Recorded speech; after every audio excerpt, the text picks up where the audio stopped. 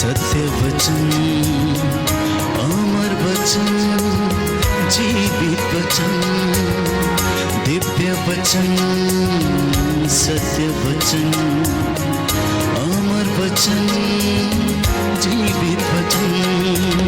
साई दा बामा बनी दा बामा बगरे सा निरे सा निरे सा निरे सा निरे सा। दिव्य वचन, सत्य वचन, अमर वचन, जीवित वचन, दिव्य वचन, दिव्य वचन।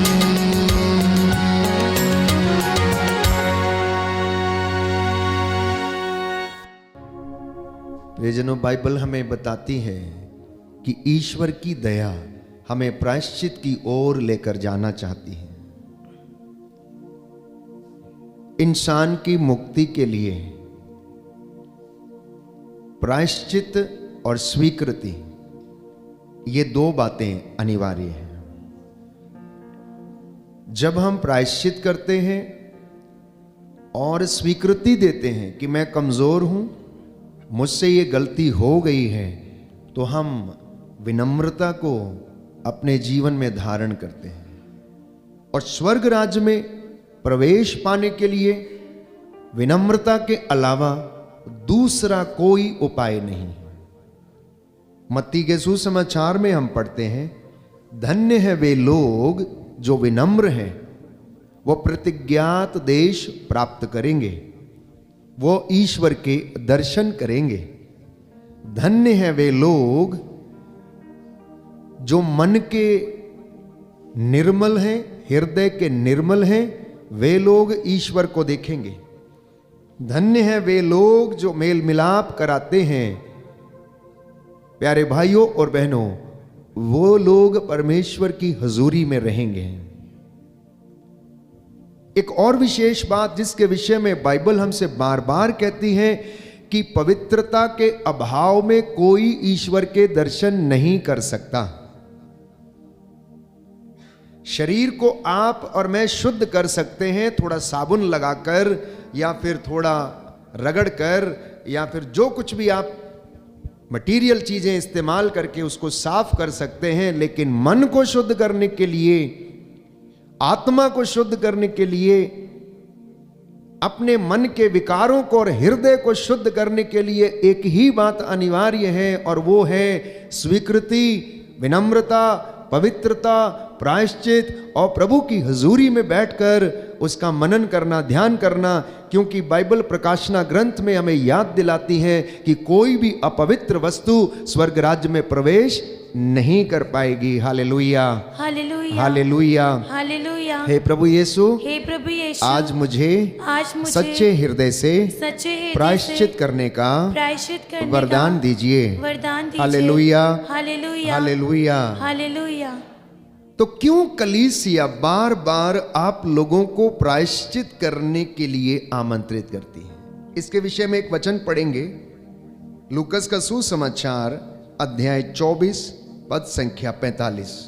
लूकस का सुसमाचार अध्याय 24 पद संख्या 45 और उससे आगे। कई लोग सोचते हैं कि क्यों कलीसिया बार बार ये कहती है प्रायश्चित करो, प्रायश्चित करो। प्यारे भाइयों और बहनों, सुसमाचार इसके विषय में बताता है, लिखा है, तब उन्होंने उनके मन का अंधकार दूर करते हुए उन्हें धर्म ग्रंथ का मर्म समझाया और उनसे कहा, ऐसा ही लिखा है कि मसीह दुख भोगेंगे, तीसरे दिन मृतकों में से जी उठेंगे और उनके नाम पर यरूशलेम से लेकर सभी राष्ट्रों को पाप क्षमा के लिए पश्चाताप का उपदेश दिया जाएगा। इसलिए कलीसिया बार बार विश्वासियों को प्रायश्चित का उपदेश सुनाती है, क्योंकि यीशु मसीह ने अपने चेलों के मन का अंधकार दूर किया। वो लोग शंका में थे, वो लोग डाउटफुल परिस्थिति में थे कि यीशु को अभी क्या होने वाला है। यीशु अपने विषय में ये कैसी बातें करते हैं कि मैं जा रहा हूं, थोड़े दिन के बाद तुम मुझे देखोगे, थोड़े दिन के बाद नहीं देखोगे।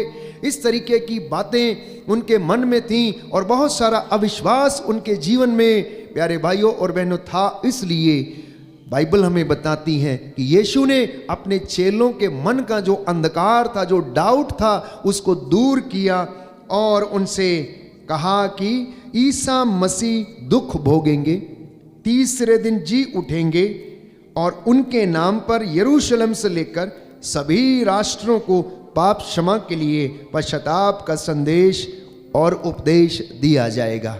इसलिए आज आप लोगों को यही संदेश सुनाया जा रहा है। यशायाह नबी का ग्रंथ अध्याय 30 पद संख्या 15 की प्रायश्चित और स्वीकृति में तेरा कल्याण है। मैंने आपसे कहा कि हम अपने शरीर को साफ कर सकते हैं अनेक भौतिक चीजों को इस्तेमाल करके, पानी का इस्तेमाल करके, साबुन का इस्तेमाल करके, लेकिन आत्मा को यदि शुद्ध करना है, हृदय को यदि शुद्ध करना है, विचारों को यदि शुद्ध करना है, तो प्यारे भाइयों और बहनों हमें इन वचनों को सुनना होगा, प्रभु की हुजूरी में बैठना होगा, प्रभु की हुजूरी में आकर प्रायश्चित करना होगा। क्या कभी हमने सोचा है कि हम मन का, हमारे जो अंधकार है उसे कैसे दूर करें? हम अपने मन के अंधकार को कैसे दूर करें? हम अपने मन को कैसे तैयार करें? बहुत सारे लोग इस वक्त सोच रहे होंगे कि मुझे घर में बहुत सारे काम हैं, मेरा पश्चाताप हो गया, चलो उठ के चलता हूं, मैंने तो कर लिया पाप स्वीकार। प्यारे भाइयों और बहनों, मैं आपको बता देना चाहता हूं कि जब आप वचन सुनते हैं तो ठीक आग में तपाए गए सोने के समान आप सिर्फ गर्म होते हैं, सिर्फ गर्म होते हैं। लेकिन जब तक उस गर्म लोहे के ऊपर ठोकर ना पड़े, वो नुकीला नहीं होता है, वो नुकीला नहीं होता है। अगर आप थोड़े समय के लिए वचन सुनने के लिए, आराधना करने के लिए आ गए और आपने अपने आप पर ईश्वर को अधिकार नहीं दिया, तो आपको नुकीला नहीं बनाया जा सकता। आप वहीं पर गर्म और ठंडे होते रहोगे और एक परिस्थिति ऐसी आएगी कि आपके अंदर से वो क्षमता समाप्त हो जाएगी और उस पर वार नहीं किया जा सकता, नुकीला नहीं बनाया जा सकता, उसको धारदार नहीं बनाया जा सकता। इसलिए परमेश्वर की उपस्थिति में रहकर वचन को सुनना, परमेश्वर की हुजूरी में बैठना, उसके द्वारा उस गर्मी को हासिल करना ये जरूरी है। और वचन के द्वारा आप नुकीले बनाए जाएंगे, वचन के द्वारा आप पवित्र बनाए जाएंगे, वचन के द्वारा आपके रास्ते सीधे होंगे। बाइबल हमें बताती है यूहन्ना बपतिस्ता यीशु मसीह के पहले अग्रदूत बन के आया, अग्रदूत बनकर आया और उसने कहा कि निर्जन प्रदेश में पुकारने वाले की आवाज, प्रभु का मार्ग सीधा करो, घाटियां भर दी जाएं, टेढ़े मेढ़े रास्ते समतल कर दिए जाएं। आप अपने आसपास में देखिए कि किस तरह से लोग टेढ़े मेढ़े रास्तों पे चलते हैं।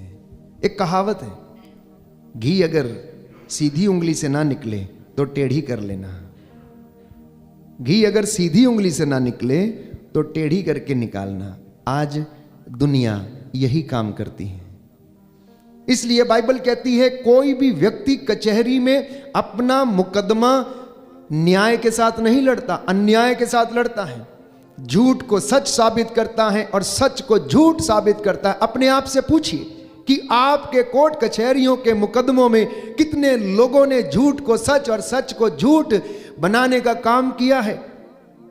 इंसान के रास्ते टेढ़े मेढ़े हैं, वो रास्ता अख्तियार करना चाहता है। इंसान की फितरत यह है कि उसे शॉर्टकट से होकर जाने की आदत है, वो लंबा रास्ता लेना नहीं चाहता, क्योंकि लंबे रास्ते में त्याग है। लंबे रास्ते में प्यारे भाइयों और बहनों बहुत सारे दुख और कष्ट हैं। छोटे रास्ते में हो सकता है बहुत जल्दी आपको मुकाम मिल जाए, लेकिन उसमें मेहनत नहीं है, उसमें त्याग नहीं है, उसमें तपस्या नहीं है, उसमें परिपक्वता नहीं होती है। एक व्यक्ति जो मैदान में दौड़ता है मैराथन के लिए, वो अपने आप को लगभग 1 साल तैयार करता है, वो लगभग अपने आप को 1 साल तक तैयार करता और उसके बाद प्रतिस्पर्धा में उतरता है। एक विश्वासी को, एक आध्यात्मिक व्यक्ति को भी इसी प्रकार से अपने आप को तैयार करके अंतिम दिन प्रभु के सामने खड़े होने के लिए तैयार करने की आवश्यकता है। इसलिए आज का ये दिन प्रभु ने हमें दिया है कि हम अपने गुनाहों के लिए तौबा करें और माफी मांगे। मैं आपको याद दिला देना चाहता हूं कि बाइबल हमें बताती है मनुष्य के पाप का असर मनुष्य पर पड़ता है। मनुष्य के पाप का असर मनुष्य पर पड़ता है और विपत्ति पीछा करती है और कृपा को छीन लेती है। जब इंसान टेढ़े मेढ़े रास्ते अपनाता है तो वो कृपा से वंचित हो जाता है। जब वो प्रभु का आदर नहीं करता, वो परमेश्वर के वचन पर वाद विवाद करता, ऊट पटांग तर्क देता है, वो परमेश्वर की हजूरी से वंचित हो जाता है। परमेश्वर का वचन तर्क का विषय नहीं है, परमेश्वर का वचन वाद विवाद का विषय नहीं है। परमेश्वर का वचन प्यारे भाइयों और बहनों ग्रहण करने और विश्वास करने और आनंद प्राप्त करने का विषय है। बोलिए आमेन, आमेन, हालेलुया, हालेलुया। हे प्रभु यीशु, हे प्रभु यीशु, आपके वचनों के द्वारा आपके वचनों के मेरे द्वारा जीवन में मेरे जीवन शांति में आ जाए, शांति आ जाए, चंगाई आ जाए, चंगाई आ जाए। Hallelujah, hallelujah, hallelujah, hallelujah, hallelujah. Hallelujah. इसलिए तिमोथी कहता है कि आप लोग ऊट पटांग बातों से बचें और सावधान रहें, खोखले तर्क प्रस्तुत करके प्रभु की महिमा को भंग ना करें। क्योंकि बाइबल हमें बताती है, यशायाह नबी का ग्रंथ प्रभु का वचन ये कहता है कि मेरी वाणी आग है, आग, भस्म कर देने वाली आग है। इसलिए प्रियजनों, प्रभु ये कहता है कि मेरी वाणी जो चाहती है कर डालती है। तो जब वचन आपको सुनाया जाता है तो उसको स्वीकार करना, अंगीकार करना और उस पर चलने की कोशिश करना, और प्रभु आपको आशीष प्रदान करता है। बोलिए amen, amen, hallelujah, hallelujah, hallelujah, hallelujah, hallelujah. Hallelujah. यीशु की स्तुति हो, यीशु की स्तुति हो, यीशु को धन्यवाद, यीशु को धन्यवाद, यीशु की आराधना हो, यीशु की आराधना यीशु हो, की महिमा हो, यीशु की महिमा हो, यीशु को धन्यवाद। यीशु को धन्यवाद। सुनिए ध्यान से बाइबल क्या कहती है। लौकिक और व्यर्थ बकवाद से आप लोग दूर रहें। तिमोथी का दूसरा पत्र अध्याय 2 पद संख्या 14 और उससे आगे। लोगों को इन बातों का स्मरण दिलाते रहो, लोगों को इन बातों का स्मरण दिलाते रहो और ईश्वर को साक्षी बनाकर उनसे अनुरोध करो कि निरे शब्दों के विषय में वाद विवाद ना करें।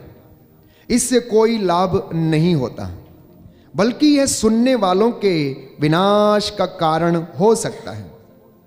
अपने को ईश्वर के सामने सुग्राह्य और एक ऐसे कार्यकर्ता के रूप में प्रस्तुत करने का प्रयत्न करते रहो जिसे लज्जित होने का कोई कारण ना हो और जो निष्कपट रूप से सत्य का प्रचार करे। लौकिक और व्यर्थ बकवाद से दूर रहो। जो लोग उनमें लगे रहते हैं वे धर्म के मार्ग से और दूर भटकेंगे और उनकी बातों का प्रभाव नासूर की तरह फैल जाएगा। ऐसे लोगों में हिमैनुअस और फिलेतुस हैं, जो यह कहकर सच्चाई से दूर भटक गए हैं कि हमारा पुनरुत्थान हो चुका है। इस प्रकार वे कुछ लोगों के विषय में बाधा पहुंचाते हैं। आज विश्वासियों में भी कुछ लोग ऐसे हैं जो लोगों को बहकाने का काम करते हैं, वचन पर विश्वास नहीं करते और प्रभु के वचन पर तर्क वितर्क करते हैं। बाइबल कहती है, संत पौलुस तिमोथी को लिखता है कि लौकिक और व्यर्थ की बकवास से आप लोग दूर रहो।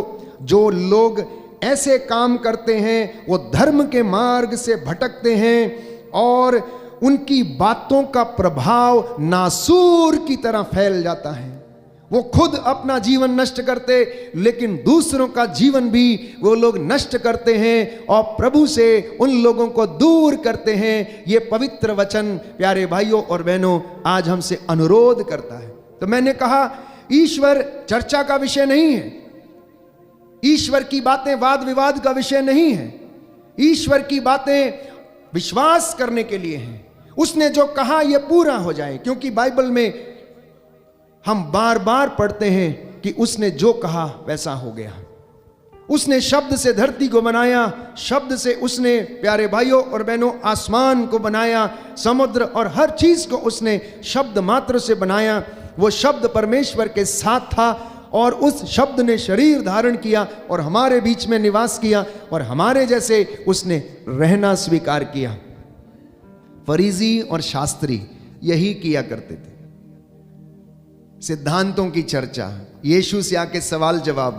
देखो योहन के शिष्य ऐसा करते हैं, तुम्हारे शिष्य ऐसा क्यों नहीं करते? विश्राम दिवस का पालन क्यों नहीं करते? आज कलीसियाओं में यही चर्चा है।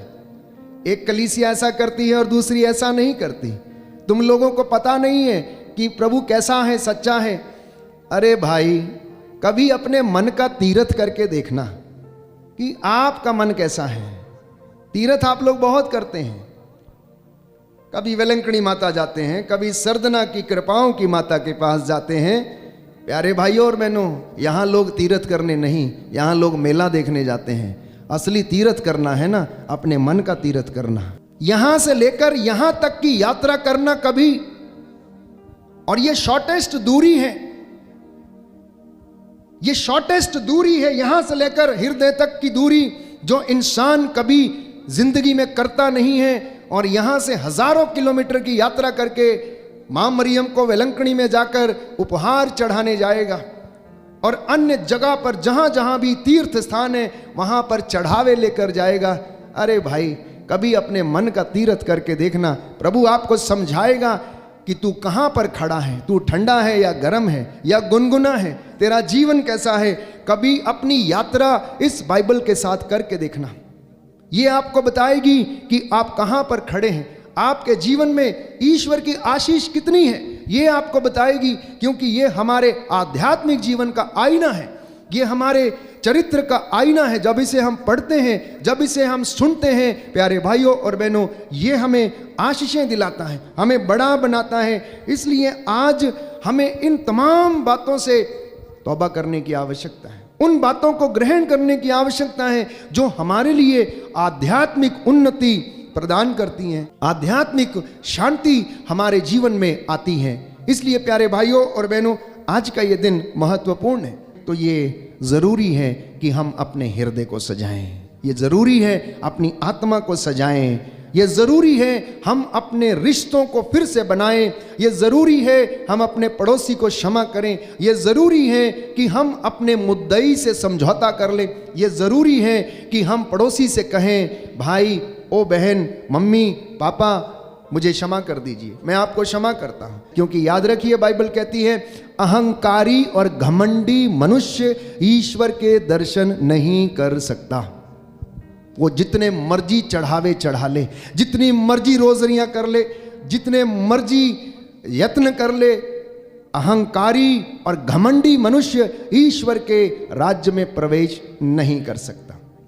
क्योंकि वो दरिद्रों को ऊंचा उठाता है, विनम्र हृदयों को वो अपने राज्य में प्रवेश करने देता है। प्यारे भाइयों और बहनों, इसलिए ये वक्त अपने जीवन पर मनन चिंतन करने का है। इंसान अशांत है, आप में से बहुत सारे लोग अशांत होंगे। मैं देख रहा हूं आपके चेहरों में मुझे दिखा रहे हैं कि जैसे जैसे आप वचन सुन रहे हैं, आपके जीवन की जो किताब है चलचित्र के भांति मूवी की तरह चल रही है। आप में से बहुत सारे लोग सोच रहे हैं, अब तो 60 बरस बीत चुके हैं, काश मैंने ये पाप स्वीकार पहले कर लिया होता तो मेरा जीवन बदल गया होता। मैंने बहुत कुछ खो दिया है, मैंने अपनी पत्नी खो दी, पति खो दिया, मैं उसको रास्ते पर नहीं ले पाई, मैं अपने बच्चे खो दिए, उनसे दूर हो गई। प्यारे भाइयों और बहनों, ऐसे विचार, अनेक प्रकार के विचार आते होंगे कि मेरे जीवन में इस तरीके का घृणित पाप था जिसे मैं सोचता रहा, चलता है, कुछ नहीं होता। प्यारे भाइयों और बहनों, गलत काम करने से बहुत कुछ होता है, गलत काम करने से बहुत कुछ होता है, क्योंकि गलत गलत है और सत्य सत्य है। सत्य हमेशा सत्य रहेगा, उसे कोई भी झूठ साबित नहीं कर सकता है। लेकिन गलत हमेशा गलत रहेगा और गलत ही साबित होगा।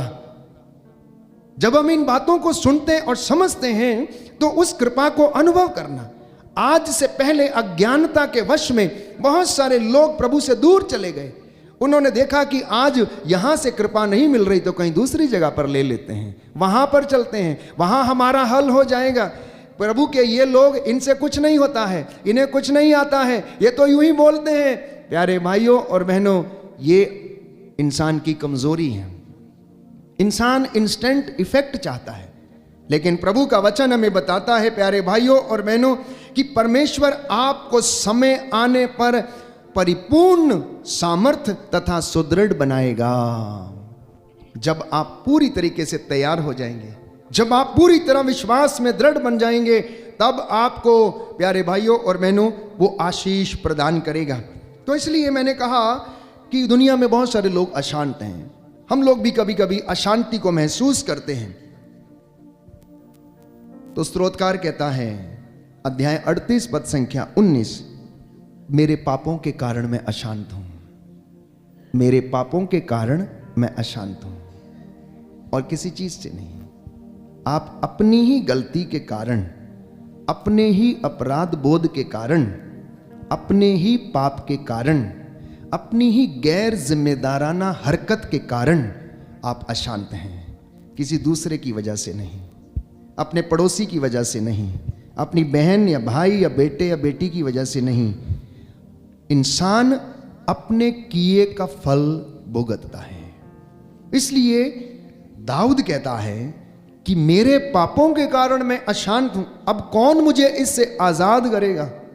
तो यशायाह नबी के ग्रंथ अध्याय 22 पद संख्या 22 में हम पढ़ते हैं कि प्रभु का वचन ये कहता, मैं दाऊद के घराने की कुंजियां उसके कंधों पर रख दूंगा, वो जिसके लिए खोल देगा उसे कोई बंद न करेगा, और जिसके लिए बंद कर देगा उसे वो खोल न सकेगा। नई व्यवस्था में हम पढ़ते हैं, यीशु मसीह ने पेतरुस से कहा, पेतरुस स्वर्ग राज्य की कुंजियां मैं तेरे हाथों में देता हूं, पृथ्वी पर तो जिसका निषेध करेगा स्वर्ग में उसका निषेध रहेगा, और पृथ्वी पर जिसको अनुमति देगा स्वर्ग में भी उसको अनुमति रहेगी। नूह के जमाने में लोग खाते रहे, पीते रहे, शादी ब्याह करते रहे, ऐशो आराम करते रहे, हर प्रकार की अश्लीलता में रहे। सोदोम और गोमोरा में भी ऐसा ही हुआ। उन्हें प्रायश्चित का संदेश सुनाया गया, अपने टेढ़े मेढ़े रास्ते सीधे करो, घूसखोरी से बचो, हर तरीके की लोभ लालच ईर्ष्या वासना द्वेष घृणा घमंड, इन बातों से बचो। लेकिन कोई बचा नहीं, किसी ने बचने का प्रयास नहीं किया। और दिन ऐसा आया कि सोदोम और गोमोरा के ऊपर प्यारे भाइयों और बहनों परमेश्वर ने आग और गंधरस बरसाया और उसको नष्ट कर दिया। हो सकता है कि आज हम लोगों के जीवन में ऐसा ना हो कि आग बरसे और हम नष्ट हो सकता है हमारे रिश्तों में हम नष्ट हैं, हो सकता है संतान की दृष्टि से हम बर्बाद हैं, हो सकता है आर्थिक दृष्टि से हम बर्बाद हैं, हो सकता है आध्यात्मिक जीवन में अंधकार है। ये किसी आग बरसने के बराबर है। हो सकता खेत में फसल नहीं होती है, ये किसी आग और गंधरस बरसने से कम नहीं है कि मनुष्य बोता है लेकिन कम लुनता है, मनुष्य प्रयास करता लेकिन असफल होता है, मनुष्य बार बार दर ठोकरे खाता, दफ्तरों में जाकर इंटरव्यू देता लेकिन आखिरी क्षणों में असफल रहता है किसी न किसी वजह से। तो अगर आध्यात्मिक जीवन से जोड़कर इसे देखा जाए तो ये असफलता किसी न किसी तरीके से हमारे जीवन में हमको प्रभावित करती है। तो बाइबल कहती है, यिर्मयाह नबी का ग्रंथ अध्याय 5 पद संख्या 25, तुम्हारे पापों ने तुमको उन वरदानों से वंचित कर दिया जो परमेश्वर ने तुम्हारे लिए रखे थे, और किसी चीज ने नहीं। तुम्हारे पापों ने, गलतियों ने, कमजोरियों ने, ईर्ष्या ने, घमंड ने, द्वेष ने, गलत रिश्तों ने, व्यभिचार ने, अश्लीलता ने, गाली गलौज ने, तुम्हारी गंदी जुबान ने तुमको ईश्वर से दूर कर दिया, उन वरदानों से वंचित कर दिया जो वो देना चाहता था। इन बातों के लिए प्रायश्चित करना है, इन बातों के लिए प्रायश्चित करना है। जब संत योहन अग्रदूत बनकर यीशु के विषय में संदेश देने के लिए आया तो उसने प्रायश्चित का संदेश सुनाया। प्रायश्चित करो, स्वर्ग का राज्य निकट है। प्रायश्चित का अवसर ना देखने पर नगर अपने को नष्ट करेगा। हालेलुया। हालेलुया। यीशु की स्तुति हो, यीशु की स्तुति यीशु हो। को धन्यवाद, यीशु को धन्यवाद। यीशु की आराधना हो, यीशु की आराधना यीशु हो। की महिमा हो, यीशु की महिमा यीशु हो। को धन्यवाद। यीशु को धन्यवाद। हालेलुया। हालेलुया। हे प्रभु यीशु, हे प्रभु यीशु, मेरे मन को, मेरे मन मेरे को, हृदय को, मेरे हृदय मेरी को, आत्मा को मेरी आत्मा शुद्ध को कीजिए, शुद्ध कीजिए, पवित्र कीजिए। पवित्र कीजिए। Hallelujah, hallelujah. Hallelujah, hallelujah. Hallelujah. Hallelujah. तो प्रायश्चित क्या है, पश्चाताप क्या है, ये आज हमें समझने की आवश्यकता है। मैंने कई मर्तबा आपको समझाने का प्रयास किया कि प्रायश्चित एक निर्णय है। क्या है? प्रायश्चित एक निर्णय है। आज आप एक निर्णय लेंगे। क्या निर्णय लेंगे? मैं पिता से कहूंगा कि मैंने तेरे और स्वर्ग के विरुद्ध पाप किया है, मुझे अपने नौकरों में से एक रख लो। यह निर्णय है। जकेउस ने कहा, आज मैं अपने घर से हर प्रकार की गंदगी को दूर करूंगा, अन्याय से कमाई संपत्ति मैं आधा भाग बेचकर गरीबों में बांट दूंगा और जिनको मैंने लूटा है उनको 4 गुना वापस करूंगा। यह उसका निर्णय था। हम लोग पाप स्वीकार संस्कार को ग्रहण करते हैं, हम लोग वहां पर जाते हैं और कुछ बोल के हम चले आते हैं और पुरोहित एब्सोल्यूशन देता है, और उसके बाद क्या होता है? वहां से निकलते ही वो निर्णय जो लिया था वो फिर से टूट जाता है। परमेश्वर जानता है कि हम कमजोर हैं, परमेश्वर जानता है कि हम मिट्टी के बने हुए हैं, परमेश्वर जानता है प्यारे भाइयों और बहनों कि हमारे जीवन में कमजोरियां हैं। वो निरंतर तैयार रहता है हमें अच्छा करने के लिए, हमें पवित्र करने के लिए, हमें शुद्ध करने के लिए, लेकिन हमें अपने निर्णय में दृढ़ बने रहना है। जकेउस के विषय में पढ़ते हैं, सुंदर निर्णय लिया उसने, लेकिन निर्णय कब लिया जानते हैं? जब होश में आया। बहुत सारे लोग बेहोशी की हालत में निर्णय लेते हैं, इसलिए वो निर्णय टूट जाते हैं। जब तक वो होश में नहीं था वो निर्णय नहीं ले पाया, लेकिन जैसे ही प्यारे भाइयों और बहनों वो होश में आया, उसने निर्णय लिया। उसने कहा मैं उठूंगा, उसने कहा मैं जाऊंगा, उसने कहा मैं पिता से प्रार्थना करूंगा, उसने कहा मैं क्षमा की याचना करूंगा। पिताजी मैं थक चुका हूं, क्योंकि आपके यहां सैकड़ों लोग भरपेट भोजन करते हैं, लेकिन मैं भूख से मर रहा हूं, मैं तड़प रहा हूं, मैं जानवरों की फलियां खाने पर मजबूर हूं। अब मैं ये सहन नहीं कर सकता, अब मुझे आप अपनी शरण में रखिए और मुझे भी अपने नौकरों में से एक रख लीजिए। उसका ये निर्णय प्यारे भाइयों और बहनों, उसे हाथ में अंगूठी, पैरों में जूता, शरीर पे वस्त्र, मन में आनंद, शरीर में आनंद, मित्रों के साथ फिर से उसका मिलना, ये आशीषें उसके जीवन में आती हैं। तो प्रायश्चित हमें ईश्वर की कृपा की ओर ले जाता है। अगर पाप आपको ईश्वर से दूर करता है तो ईश्वर की आशीष पवित्र संस्कार के रूप में आपके जीवन में आती है। पाप यदि कृपा छीनता है तो प्रायश्चित आपको कृपा दिलाता है। मम्मी पापा बड़ी आसानी से कह देते हैं, मेरे बच्चे मेरी बात नहीं सुनते, मेरा बच्चा नशा करता है, मेरा बच्चा गलत रिश्तों में है। उसके लिए प्रायश्चित करना, उसके लिए प्रायश्चित करना प्यारे भाइयों और बहनों, उसे समर्पित करना। क्योंकि किसान जब बीज बोता है तो अपने खेत को वो अच्छी तरह तैयार करता है, उसे बहुत सारे फर्टिलाइजर्स और मैन्योर देता है। जब इंसान अपने बच्चे को जन्म देने वाला होता है तो उसे भी उसी तरह से उस खेत को तैयार करने की आवश्यकता है। और जो लोग इन खेतों को तैयार नहीं करते हैं उनकी फसलें ज्यादा अच्छी नहीं होती हैं, इसलिए वो कम लुनते हैं, इसलिए वो लोग कम लुनते हैं। तो हमें अपने आध्यात्मिक जीवन को अच्छा करना होगा, हमें अपने आध्यात्मिक जीवन को और ज्यादा मजबूत और दृढ़ करना होगा। इसलिए इन बातों से आजाद होने के लिए आज प्रायश्चित की आवश्यकता है। Hallelujah, hallelujah. यीशु की स्तुति हो, यीशु की स्तुति यीशु हो, को धन्यवाद, यीशु को यीशु धन्यवाद, की आराधना हो, यीशु की आराधना यीशु हो, की महिमा हो, यीशु की महिमा हो, यीशु को धन्यवाद। यीशु को धन्यवाद। Hallelujah, hallelujah, hallelujah. हालेलुया। तो मैं क्यों इस बात को कहता हूं? क्योंकि स्तोत्रकार लिखता है अध्याय 51 पद संख्या 7 में कि मैं अपनी माता के गर्भ से पापी हूं और जन्म से अपराधी हूं। मैं अपनी मां के गर्भ से पापी हूं, जन्म से अपराधी हूं। दुनिया में आने के बाद मैंने पापी नहीं बना। मैं तो अपनी मां के गर्भ में जब गढ़ा जा रहा था, मैं उसी समय से पाप में जन्मा हूं, मैं उसी समय से अपराधी हूं।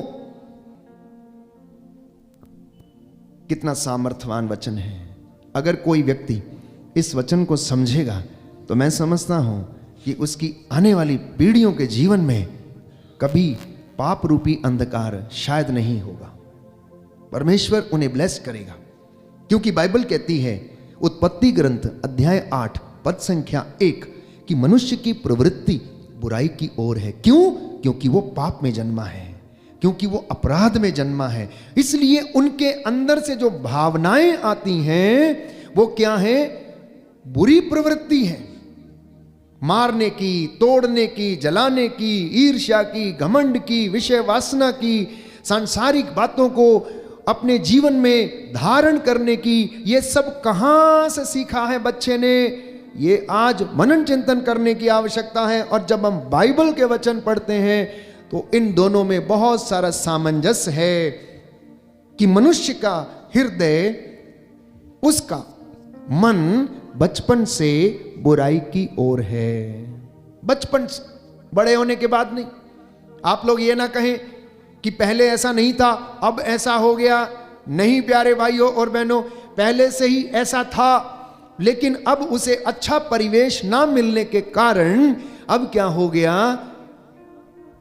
जंगली बीज का जो अंकुर है वो फूट निकला है, इसलिए वो बड़ा होने लग गया है।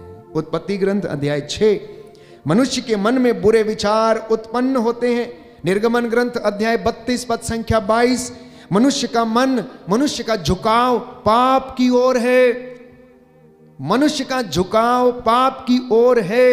बताइए एक दूसरे को, बताइए कलीसियाओं को कि इन वचनों को सुने, समझें और इसके द्वारा परमेश्वर की ओर आ जाएं, क्योंकि बिना तपस्या के प्रभु नहीं मिल सकता, बिना आत्मत्याग के आशीष नहीं मिल सकती, बिना प्रायश्चित के छुटकारा नहीं है, आराधना के बिना छुटकारा नहीं है। आराधना में हम परमेश्वर की महिमा को प्रकट होते हुए देखते हैं। तो इसलिए परमेश्वर ये कहता है, एजेकियल नबी का ग्रंथ अध्याय 18 पद संख्या 23, क्या मैं दुष्ट की मृत्यु से प्रसन्न हूं? परमेश्वर कहता है, क्या मैं दुष्ट की मृत्यु से प्रसन्न हूं? पद संख्या 32 में कहता है, मैं किसी भी मनुष्य की मृत्यु से प्रसन्न नहीं होता। मैं किसी भी मनुष्य की मृत्यु से प्रसन्न नहीं होता हूं। परमेश्वर नहीं चाहता कि कोई पाप की अवस्था में मर जाए। परमेश्वर नहीं चाहता कि शैतान उसको बहकाए और उसकी आत्मा का सर्वनाश करे। परमेश्वर नहीं चाहता कि किसी पापी का सर्वनाश हो जाए। तो सच्चे पश्चाताप से प्यारे भाइयों और बहनों, हम परमेश्वर के अनुग्रह को फिर से हासिल कर सकते हैं। बोलिए amen, amen, hallelujah, hallelujah, hallelujah, hallelujah, hallelujah. Hallelujah. प्रभु कहता है, प्रभु कहता है, क्या मैं दुष्ट की मृत्यु से प्रसन्न होता हूं? क्या मैं दुष्ट की मृत्यु से प्रसन्न होता हूँ? मैं किसी भी मनुष्य को मैं किसी भी मनुष्य को मरते हुए मरते हुए नहीं देख सकता। नहीं देख सकता। हालेलुया। हालेलुया। मैं किसी भी मनुष्य की मृत्यु से किसी भी मनुष्य की मृत्यु प्रसन्न से नहीं होता। प्रसन्न नहीं होता। Hallelujah, hallelujah, hallelujah, hallelujah, hallelujah. Hallelujah. प्रियजनों, बाइबल हमें बताती है कि परमेश्वर ने मृत्यु नहीं बनाई। मृत्यु कैसे संसार में आई? कैसे संसार में आई?